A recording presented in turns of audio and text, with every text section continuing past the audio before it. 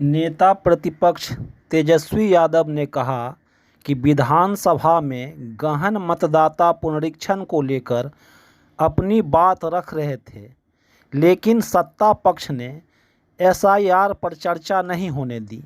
सत्ता पक्ष पर बैठे कुछ लोग हल्की राजनीति कर रहे हैं, सदन की गरिमा को गिरा रहे हैं। डिप्टी सीएम कह रहे हैं, नेता प्रतिपक्ष को क्यों बोलने दिया जा रहा है? आखिर विपक्ष सवाल नहीं पूछेगा तो कौन पूछेगा?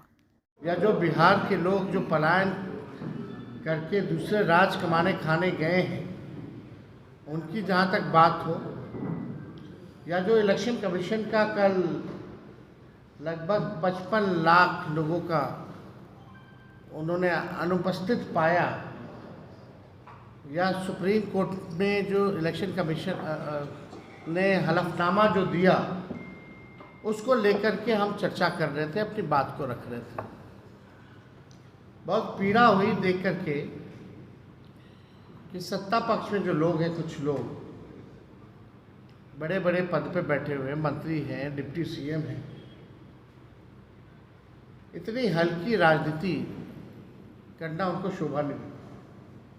और अध्यक्ष जी ने कहा था कि हर दल के लोगों से वो बुलवाएंगे, यानी जाहिर सी बात है कि सत्ता पक्ष को भी मौका मिलता अपनी बात को रखने का। लेकिन कुछ लोग हल्की राजनीति करने वाले लोग सदन की गरिमा को गिराने का काम करते हैं। अगर आप पूरा देखें तो अध्यक्ष महोदय ने डिप्टी सीएम को भी फटकार लगाई, कई मंत्री को भी फटकार लगाई कि सदन का संचालन का काम उनका है या नीचे बैठे हुए डिप्टी सीएम या मंत्रियों का है। हम तो अनुमति से बोल रहे थे, लेकिन डिप्टी सीएम का कमेंट आता है जो विजय सिन्हा है, जिनको कुछ आता जाता नहीं है, बकवास करने में दिलचस्पी रहती है, हाईलाइट कैसे रहे, कैमरे के सामने बस कैसे बने रहे, खबरों में कैसे रहे, दिन भर उनका काम इसी पर है। और उनका बयान आता है कि यही बोलता रहेगा खैली, कितना बोलेगा, क्यों बोलने दिया जा रहा है। इस तरह का बयान कितना अमर्यादित है। सदन में अगर विपक्ष का नेता नहीं बोलेगा तो बोलेगा कौन? सवाल अगर विपक्ष नहीं पूछेगा तो जवाब कौन देगा, जब सवाल ही नहीं पूछे जाएंगे तो? तेजस्वी यादव ने कहा, 50 लाख से अधिक लोगों के नाम वोटर लिस्ट से काटे गए हैं। यदि 1% वोटर के नाम भी काटा जाएगा तो यह संख्या 7,90,000 होगा। यदि मतदाता सूची से नाम काटा गया तो इसका मतलब होगा वह नागरिक नहीं है, और जब वह नागरिक नहीं है तो कल्याणकारी योजना के लाभ से वंचित हो जाएगा। लेकिन मुख्यमंत्री विषय को समझ ही नहीं पाए। लगभग 50 लाख से भी अधिक, यानी 6.62% पाए नहीं गए अपने एड्रेस पे। और भी ऐसी संख्या है, ये कल तक का है। यानी आप समझिए कि ये लोग लगभग 50 से 80 लाख, या हो सकता है उससे भी बेसी ज़्यादा, जो सूची में से नाम यानी काटेंगे। और हमने 1% का जिक्र किया था। अगर 1% अगर करता है, यानी हर बूथ से 10 वोट भी, तो एक विधानसभा में 3200 वोट कटेगा। अगर एक विधानसभा में 320 बूथ है तो आप सोच लीजिए, वो 1% निकल के आता है 7,90,000। 7,90,00,000 वोटर जो है पिछले सूची में पाए गए, उसका 1% 7,90,000 जो लोग हैं, तो आप समझ सकते हैं कितने बड़े पैमाने पर लोगों का वोटर लिस्ट से नाम हट रहा है। अगर वोटर लिस्ट से नाम हटा तो स्वाभाविक है कि इस देश के नागरिक नहीं है।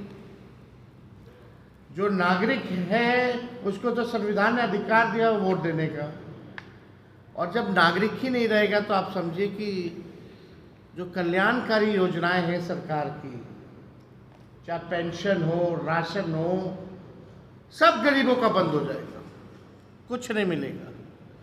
तो ये केवल वोटर लिस्ट बनाने की बात नहीं है, अधिकार की बात नहीं है, बल्कि ये लोग अस्तित्व को ही खत्म करना चाह रहे हैं।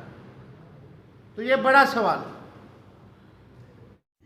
तेजस्वी यादव ने कहा कि दोनों डिप्टी सीएम कहते हैं बिहार के वोटर लिस्ट में विदेशी नागरिक भी हैं, लेकिन हमने जब सबूत दिखाए कि इलेक्शन कमीशन ने कहीं भी वोटर लिस्ट में विदेशी नागरिक होने की बात नहीं कही है, और अगर है भी तो बिहार में 20 साल से और केंद्र में 11 साल से बीजेपी की सरकार है। दरअसल ये वोटर लिस्ट बीजेपी के इशारे पर बन रही है। सूत्रों पर ये दोनों उप मुख्यमंत्री जो है बयान देने लगते हैं।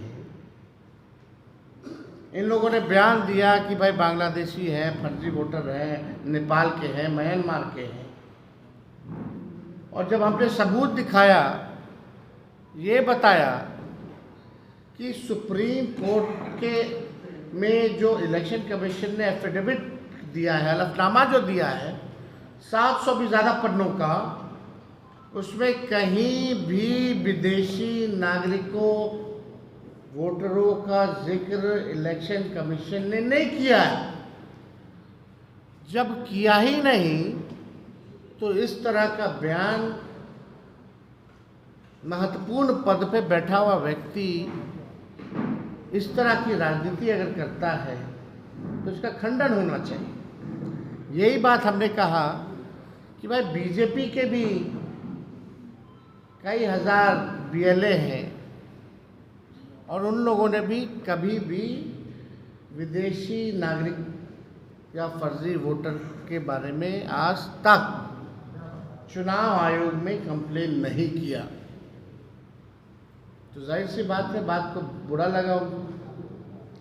और अगर होगा भी तो 2005 से सरकार किसका है 25 तक, 11 साल से प्रधानमंत्री कौन है?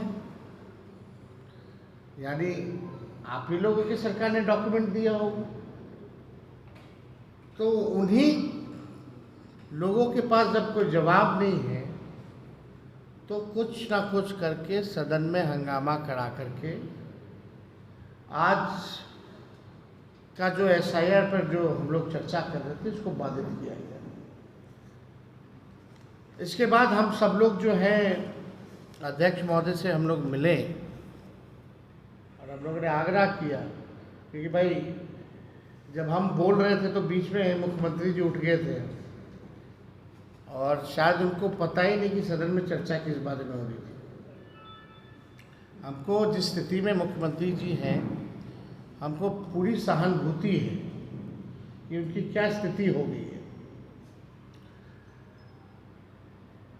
पूरे सदन में सभी लोग जो हैं, सब लोगों को पता है था कि चर्चा किस पे हो रही है, लेकिन माननीय मुख्यमंत्री जी को पता नहीं, अपना जो बोलते हैं वही अपना बोलते हैं। फिर हम भी हस्तक्षेप देखिए, हमको ठीक नहीं लगा इस पे बोलने का, लेकिन आप सब लोग अंदाज़ा लगा सकते हैं कि मुख्यमंत्री जी की अब स्थिति बिहार चलाने लायक, सरकार चलाने लायक अब नहीं रह गई है। और कैसे बिहार चल रहा है रिमोट कंट्रोल से दिल्ली के दो लोग जो वहाँ बैठ रहे हैं, जो प्रधानमंत्री हो या अमित शाह, उन्हीं के इशारे पे ये सारा काम हो रहा है। और ये एसआईआर भी उन्हीं लोगों के इशारे पे चुनाव आयोग कर रहा है। चुनाव आयोग के पास कोई जवाब नहीं। हालांकि 28 तारीख को मामला कोर्ट में है, लेकिन आप सोचिए, जो वोटर्स होते थे वो सरकार चुनती थी। आज उल्टा हो रहा है, अब सरकार में बैठे लोग वोटर चुन रहे हैं। इलेक्शन कमीशन ने कहीं भी विदेशी नागरिक का जिक्र ही नहीं किया है, लेकिन सूत्रों के हवाले से जो मीडिया खबर चलाया है, क्या वह माफ़ी मांगेगी? लगभग 50 लाख से ऊपर अनुपस्थित पाए गए, इतना दूसरे विधानसभा चले गए, इसलिए नाम कट गए, इतने लोग मृत हैं इसलिए नाम कट गए। कहीं भी फॉरेनर विदेशी शब्द का अगर उस प्रेस नोट में भी जिक्र है तो बताइए, कहीं है ही नहीं। और सबसे महत्वपूर्ण बात जो आप लोग पूछ रहे थे सूत्र वाला, तो हम कुछ बोल दिए थे, तो अब बताओ, इलेक्शन कमीशन एफिडेविट दे रही है सुप्रीम कोर्ट में कि कोई विदेशी नहीं है। यानी जिन न्यूज़ चैनलों ने चलाया, क्या आप माफ़ी मांगेंगे? सवाल तो ये खड़ा होता है ना कि भ्रम फैलाया गया। इसी बात को तो हम बोले हैं कि भाई दोनों उप मुख्यमंत्री जो है सूत्र के हवाले बयानबाजी कर देते हैं, सरकार में ही नहीं पता। उनको यही नहीं पता, आए हैं तो उन्हीं की सरकार में अगर आए होंगे तो आए होंगे, हो सकता है तभी बोल रहे होंगे। तो ये बात तो स्पष्ट हो गई कि ऐसी कोई बात है ही नहीं। बाहरी की बात हो, विदेशी की बात हो, तो ऐसी कोई बात नहीं। तो 700 पन्नों का जो है वो दिया गया है। और ये जो कल जो प्रेस नोट, ये है प्रेस नोट, ये आप लोगों को भी मिला होगा, जो इलेक्शन कमीशन जो है SIR परीक्षण में अभी तक उजागर हुए तथ्य, इस तथ्य में कहीं विदेशी का जिक्र है तो बता दो। तो अब जो सूत्र के हवाले से खबर चला रहे थे, अब तो सवाल उन पे भी खड़ा होता है भाई।